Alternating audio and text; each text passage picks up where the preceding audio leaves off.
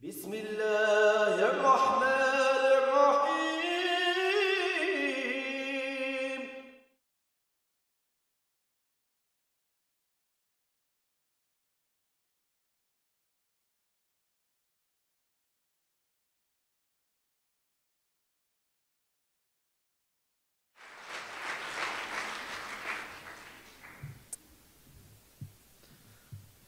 السلام عليكم ورحمة الله وبركاته. بسم الله الرحمن الرحيم وصلى الله على سيدنا Muhammad. First of all, I want to thank everybody for coming out on a Monday night, Bay Area traffic, Berkeley parking, and I want to thank the president of the GTU, Dr. Munir Jiwa, also for honoring us here on the Hill, Sandy for coming up on a very short notice from a very busy schedule. Obviously, this is an event that's happened. We've been here before. In fact, when the Danish cartoons happened, I actually went to Denmark.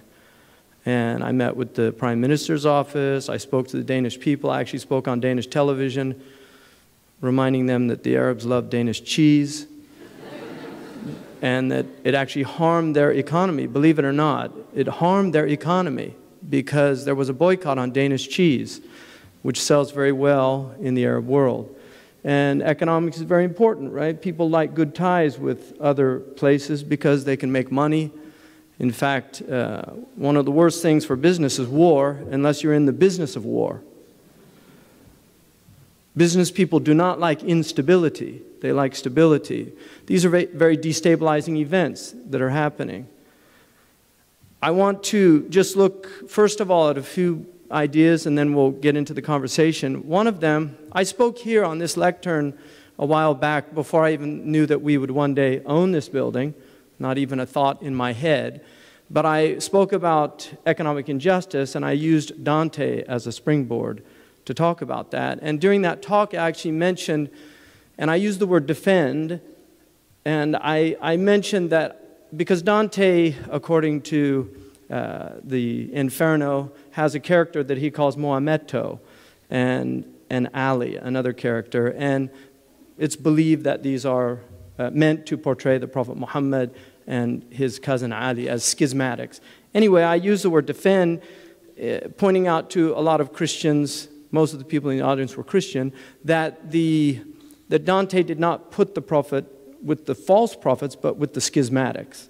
So I was pointing out that nuance about the Inferno. Well, lo and behold, a remark really off the cuff, wasn't prepared, but a group in England actually anathematized me for that statement, saying that I was no longer a Muslim, that I need to make public tawbah, which is repentance, because I had defended somebody who had insulted the Prophet, which was certainly not my intention, but I was pointing out a nuance. Well, we're living in a world where nuance is no longer in our vocabularies.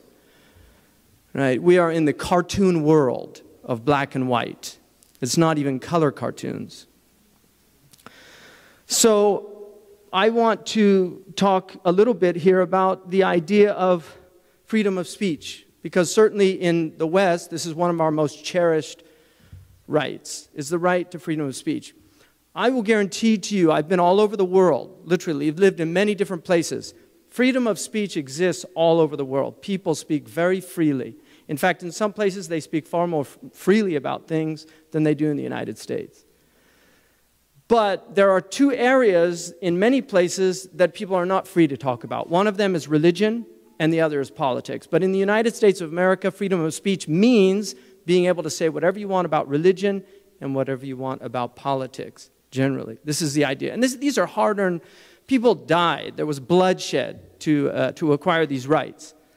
But we also have certain laws that prevent certain types of speech. And we know that you cannot shout fire in a crowded theater. Oliver Wendell Holmes. We also have the Annenberg standard. If there's a clear and imminent danger in speech that incites to hatred, Brandenburg versus Ohio case. And there are other cases like this that test the limits of freedom of speech. Unfortunately, we have now people insignificant people, really. And I would say, and everybody's significant in their own way. But I'm talking about people that, really, it's quite stunning that somebody, who lives in a house with wheels and has a car in the front that has no wheels, and he's able to literally create riots on the other side of the planet. Who has a church with 15 people, right? Half of them are his own family. And the other half are friends, right? That really can affect global situations. I mean, this is really extraordinary, the internet, right? Really, I mean, I call email evil mail because it causes so much problem. Now we have to have these little happy faces just to make sure people know that I'm not being offensive, right? I mean, this is the type of world we're in. There's no nuances. People can't speak any more freely. Everybody's afraid, right? So, we have to think about incitement to hatred and what that means and being realistic about it. Nobody argues that Germany is not a free society. But they have a law there that prohibits denial of the Holocaust. There's a law that prohibits denial of Holocaust. There are laws in certain countries. In fact, in Denmark, there are not laws denying the Holocaust. And one of the things that I tried to point out, one of the nuances in the Arab world, when I was there, because I was interviewed during that time, I went to the Arab world. What I tried to point out was when the Danish people said they supported, because the Arab newspapers would say 80% of the Danish support the cartoons. They didn't support the cartoons, they supported the right of the person. In fact, most of the Danish people were actually offended by the cartoons. And so these are the nuances that get lost in these things. Unfortunately, we had a presidential candidate say we should never apologize for American values, supporting the film. People hear that in the Arab world and they say it's an American value to denigrate our religious sensitivities. He was obviously saying speech, freedom of speech. But the point is, as Americans, do we really want to say it is an American value to denigrate other people's faith, other people's beliefs? We can criticize those beliefs, write intellectual tomes about why Islam is not a true religion. There are many books like that, and nobody gets upset. Muslims don't get upset. You can write all you want of why you don't think the Prophet Mohammad is a prophet, but to mock, to denigrate, to make fun of somebody who's dearer to the hearts of the Muslims, and this includes Jesus. The Muslims feel the same way about Jesus, or about Moses, about any of these prophets. Really. This is where we have to ask ourselves, is this the type of society we want? We have risen above racial denigration in this country, in the public space. If you denigrate somebody racially in the public space, you will lose your job. You will lose your job. There are consequences to saying kike, to saying mick, to saying spick, to saying nigger. All of these things have consequences. Why? Because we recognize that people have sensitivities. If you go down to East Oakland right now, if you go down to East Oakland right now, and you shout the N-word as a white man in East Oakland, and somebody comes and stabs you, is anybody going to be surprised? Seriously, is anybody going to be shocked? No. But what the problem is, we don't recognize that for believers, when you die, you lose your racial identity. But when you die, you maintain your religious identity. This is how the Muslims understand it. Now, I'm not going to justify anything the Muslims did in their reactions. I'm not going to justify that. The Prophet Muhammad never, ever attacked any ambassador. In fact, when a false prophet sent his ambassadors, he actually honored them and sent them back. He never denigrated ambassadors. In the ancient world, it was a declaration of war to kill an ambassador. This is a wretched thing that happened. But a small minority of people, and let me remind you that there were Libyans who died defending that embassy, trying to keep the Americans safe. And they are recorded. There are recordings of them saying, "Khallu, khush al-Amerikan dakhil, khush al-Amerikan dakhil, ahmuhum." Protect them. Make sure they're inside. And they lost their lives. And they would see that as a martyrdom in their faith. Just like Amir Abdul Qadir al-Jazairi defended the Christians and the French legation in Syria against the riots in which they were attacking Christians. He went out and defended them. The French sang his praises even though they had conquered his country and driven him out of his own country. He defended them in Damascus. He was honored in this country. Kadar, Ohio is named after, Iowa is named after him because he was honored as a noble human being. This is our prophet. This is how we see our prophet. Now, I would argue that there is an element. I called this years ago, I gave a talk at the Globe Theater about Othello. It was after 9/11. And I argued that Othello, you know, Santiago Matamoros was the patron saint that drove out the Moors from Spain. And so Shakespeare called this character Iago, right? The Spanish advisor to Otel, the Moor. And there's an argument that Iago was actually represented a certain voice inside England that wanted to prevent an alliance with Queen Elizabeth and the Moroccans against the Spanish, because Mansour al-Dhahabi had argued for that alliance. We have Iagos working on both sides, whispering, trying to get us to kill each other, to strangle the Desdemona of hope. I mean, this is what's going on, and we have to be very careful about that. I want to argue that when the First Amendment, which is such a beautiful testimony to the ideals of this country, when that was enacted, we tend to forget there were dueling laws in the United States of America. The dueling laws were actually a caveat to make sure that you did not use freedom of speech to abuse other people.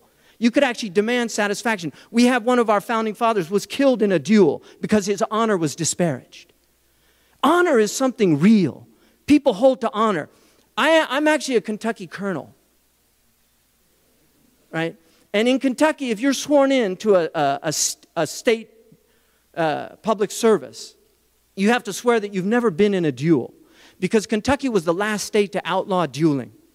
Now, in place of dueling, they brought in defamation laws to prevent defamation of character. Unfortunately, during the Warren Court, they had Sullivan versus the New York Times to remove defamation from public officials and public characters. So my wife is protected under the defamation laws, but I'm not. It's not equal. I don't think it's fair. You can't mess with my wife, you can mess with me. It's not fair. She does it all the time. But I want to say honor is an important thing. And anthropologists sometimes divide societies into honor societies and into law societies. Honor is sometimes in place of law. When you don't have a strong legal system, honor becomes the way that people redress problems. That's why in the ghettos, often where you have a type of lawlessness, there's codes of honor, right? You don't step on people's toes because there's consequences to doing that. You don't diss their mothers. You don't diss their fathers, right? Because there are consequences to that, right? You talking to me? You talking to me? You must be talking to me. I don't see anybody else here. You talking to me? Right? That's how it works in the hood. That's how it works in the hood. Right? So it's very important for us to really think deeply about these things and the harm that these things cause. Right? And finally, I want to say that if this country would only apply the advice of the United States Army from 1943, we could end all of the problems. All right, so I want to read from Instructions for American Servicemen. This was during the Iraq, when they were in Iraq in 1943. Okay? Page 12. No preaching. This isn't preaching. You probably belong to a church at home, and you know how you would feel towards anyone who insulted or desecrated your church. The Muslims feel just the same way. perhaps even more strongly. In fact, their feeling about their religion is pretty much the same as ours toward our religion, although more intense. If anything, we should respect the Muslims the more for the intensity of their devotion. That's the U.S. government in 1943. I mean, where the hell are they in 2012?